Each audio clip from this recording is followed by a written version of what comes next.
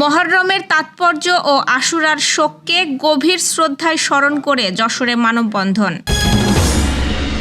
WhatsApp ব্যবহার নিষিদ্ধ করেছে বিমান বাংলাদেশ। যশোরে বিভিন্ন রাজনৈতিক দল থেকে আসা ১৫০ জনের এনসিপিতে যোগদান। যশোর চৌগাছা পুরাপাড়া সড়কের বেহাল দশা, ৮০ গ্রামের মানুষের সীমাহীন দুর্ভোগ। দর্শক, আমাদের সকালের খবরে আপনাকে স্বাগত। শুনছিলেন প্রধান প্রধান শিরোনাম, এছাড়াও রয়েছে রাশিফল। এবার চলুন যাওয়া যাক মূল আয়োজনে। আইন, বিচার ও সংসদ বিষয়ক মন্ত্রণালয় আগামী ৬ মাসে কমপক্ষে ২০,০০০ মিথ্যা ও রাজনৈতিক উদ্দেশ্য প্রণোদিত মামলা প্রত্যাহার করতে যাচ্ছে। এর ফলে এইসব মামলায় জড়িত ব্যক্তিরা চিরতরে সব কলঙ্ক ও কষ্ট থেকে মুক্তি পাবেন। আইন উপদেষ্টা ডক্টর আসিফ নজরুল জানিয়েছেন, মন্ত্রণালয় আগামী ৬ মাসে কমপক্ষে ২০,০০০ মিথ্যা মামলা প্রত্যাহার করবে। মিথ্যা বা রাজনৈতিক উদ্দেশ্য প্রণোদিত মামলা প্রত্যাহারের একটি সাহসী পদক্ষেপ নিয়েছে এবং ইতোমধ্যেই প্রায় ১২,০০০ মামলা প্রত্যাহারের সুপারিশ করেছে, যা কমপক্ষে ৩ লাখ মানুষের জীবনকে প্রভাবিত করে। দাপ্তরিক কাজে হোয়াটসঅ্যাপের ব্যবহার নিষিদ্ধ করেছে রাষ্ট্রীয় পতাকাবাহী বিমান বাংলাদেশ এয়ারলাইন্স। সাইবার নিরাপত্তা ও কর্পোরেট তথ্য সুরক্ষার লক্ষ্যে কর্মীদের মাইক্রোসফট টিমস ব্যবহারের পরামর্শ দেওয়া হয়েছে। সম্প্রতি বিমানের আইটি বিভাগের জারি করা এক বিজ্ঞপ্তিতে এই তথ্য জানানো হয়। বিজ্ঞপ্তিতে বলা হয়, কর্পোরেট নেটওয়ার্কের সাইবার নিরাপত্তা ও তথ্য সুরক্ষার স্বার্থে হোয়াটসঅ্যাপ ব্যবহারের সীমাবদ্ধতা আরোপ করা হয়েছে। এর পরিবর্তে কর্পোরেট যোগাযোগের জন্য মাইক্রোসফট টিমস প্ল্যাটফর্ম ব্যবহারের পরামর্শ দেওয়া হয়েছে, যা নিরাপদ ও পেশাগত যোগাযোগের জন্য আন্তর্জাতিকভাবে স্বীকৃত একটি মাধ্যম। বিজ্ঞপ্তিতে বলা হয়, ব্যক্তিগত ইমেইল ও মোবাইল নাম্বার দিয়ে মাইক্রোসফট টিমসে সহজে অ্যাকাউন্ট খোলা যায়। এই প্ল্যাটফর্মে টেক্সট মেসেজ, ভয়েস ও ভিডিও কল, ফাইল শেয়ারিং সহ বিভিন্ন কর্পোরেট সুবিধা পাওয়া যায়, যা দৈনন্দিন দাপ্তরিক যোগাযোগকে আরও কার্যকর ও সুরক্ষিত করে।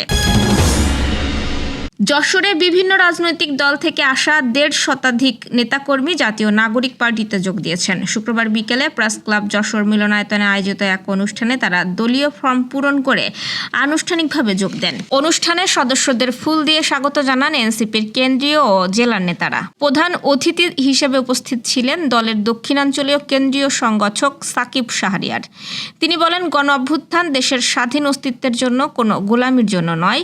দেশে যেন আর কোনো ফ্যাসিস্ট বা একনায়কতন্ত্র মাথাচাড়া দিতে না পারে, সেই লক্ষ্যে এনসিপি জনগণকে ঐক্যবদ্ধ করছে। অনুষ্ঠানে আরও বক্তব্য রাখেন এনসিপির কেন্দ্রীয় সদস্য ইয়াহিয়া জিসান, যশোর জেলা প্রধান সংগঠক নুরুজ্জামান, জেলা সংগঠক বোরহান উদ্দিন সহ অন্যরা। অনুষ্ঠান পরিচালনা করেন জেলা দপ্তর সম্পাদক সাজিদ সরোয়ার। আরবি বছরের প্রথম মাস মহররমের তাৎপর্য ও আশুরার গুরুত্ব এবং শোকের মাসকে গভীর শ্রদ্ধার সাথে স্মরণ করে মানববন্ধন কর্মসূচি পালিত হয়েছে যশোরে। শুক্রবার গণসচেতনতা তৈরির লক্ষ্যে আলে রাসুল পাবলিকেশনসের উদ্যোগে প্রেস ক্লাব যশোরের সামনে এই মানববন্ধন হয়। রাসুল পাবলিকেশনসের কর্মকর্তা শাহবাজ আহমেদের পরিচালনায় মানববন্ধনে অংশগ্রহণ করেন দানবীর হাজী মোহাম্মদ মহসিন ইমাম, বারগাহের খতিব মাওলানা ইকবাল হোসেন, পেশ ইমাম মাওলানা কামরুজ্জামান আবির সহ অন্যরা। যশোর সদরে বাংলাদেশ জামায়াতে ইসলামী রামনগর ইউনিয়নের কর্মী সম্মেলন অনুষ্ঠিত হয়েছে। শুক্রবার দিনব্যাপী সতীঘাটা সরকারি প্রাথমিক বিদ্যালয় মাঠে এই সম্মেলন অনুষ্ঠিত হয়। যশোরে চৌগাছা থেকে পুরাপাড়া সড়কের প্রায় ৭ কিলোমিটার রাস্তা চরম বেহাল অবস্থায় রয়েছে। দীর্ঘদিন ধরে সংস্কার না হওয়ায় এই সড়কের পিচ ও বিটুমিন উঠে গিয়ে বড় বড় গর্তের সৃষ্টি হয়েছে, যা চলাচলের একেবারে অনুপযোগী হয়ে উঠেছে। উপজেলার চৌগাছা থেকে পুরাপাড়া বাজার পর্যন্ত প্রায় ১০ কিলোমিটার এই সড়কটি এলাকার মানুষের যাতায়াতের একমাত্র মাধ্যম। বিশেষ করে টেঙ্গুরপুর থেকে কমলাপুর মোড় পর্যন্ত অংশে কয়েক স্থানে হাঁটু সমান গর্তের মধ্যে দিয়েই চলাচল করতে হয়। ঝিনাইদহ জেলার মহেশপুর ও যশোর জেলার চৌগাছা উপজেলার মধ্যে সংযোগকারী এই গুরুত্বপূর্ণ সড়ক দিয়ে প্রতিদিন শত শত মানুষ যাতায়াত করেন। এই সড়কটির দুরবস্থার কারণে খড়িনচা, দেবলয়, সঞ্চাডাঙ্গা, কমলাপুর, শ্যামনগর, চুটারহুদা, যাদবপুর, শাহপুর, হাবাসপুর, জাগুসা, নাটিমা, মান্দারতলা, গয়েশপুর, সামন্তসহ ২ উপজেলার অন্তত ৮০ গ্রামের মানুষ সীমাহীন দুর্ভোগ পোহাচ্ছেন।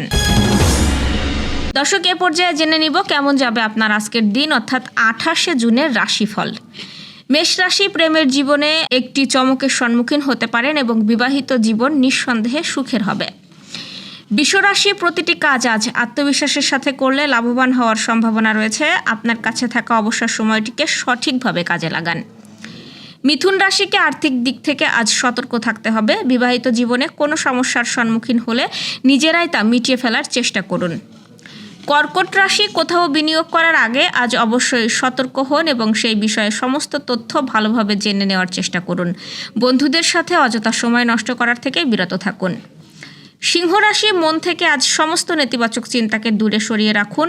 অপ্রত্যাশিত লাভের মাধ্যমে আজ আপনার আর্থিক অবস্থার উন্নতি হতে পারে। কন্যা রাশির প্রেম হবে আজ।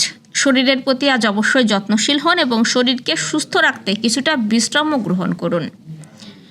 তুলা রাশির আর্থিক দিক থেকে আজকের দিনটি খুব একটা খারাপ নয় এবং বন্ধুত্ব হতে পারে।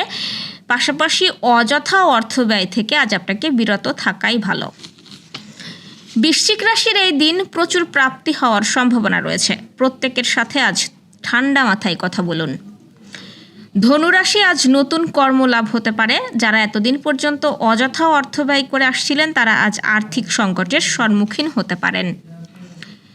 মকর রাশির আজ নানা সুযোগের সম্ভাবনা রয়েছে। শরীর এবং মনকে সুস্থ রাখার জন্য নিয়মিতভাবে ধ্যান ও যোগ ব্যায়াম করুন। কুম্ভ রাশির আজ কাজে নানা বাধা পাওয়ার সম্ভাবনা রয়েছে। পরিবারের সদস্যদের সাথে কিছুটা সময় অতিবাহিত করুন। বিবাহিত জীবনে সুখ এবং শান্তি বজায় থাকবে। মীন রাশির আজ সমূহ বিপদ হবে, তবে শরীর নিয়ে আজ অযথা কোনো চিন্তা করবেন না, কারণ আপনি শারীরিক দিক থেকে সম্পূর্ণ সুস্থ থাকবেন। দর্শক, এই ছিল এখনকার আয়োজন। আগামীকাল ঠিক একই সময়ে সকালের খবর ও আপনার রাশিফল দেখতে ও জানতে চোখ রাখুন আমাদের ইউটিউব চ্যানেল ও ফেসবুক পেজে। আর প্রতিদিনের খবরের আপডেট পেতে গ্রামের কাগজের ইউটিউব চ্যানেল সাবস্ক্রাইব এবং ফেসবুক পেজ ফলো করে রাখতে ভুলবেন না। আমাদের পরবর্তী খবর দেখুন বিকেল 3টায়। শুভ বিদায়।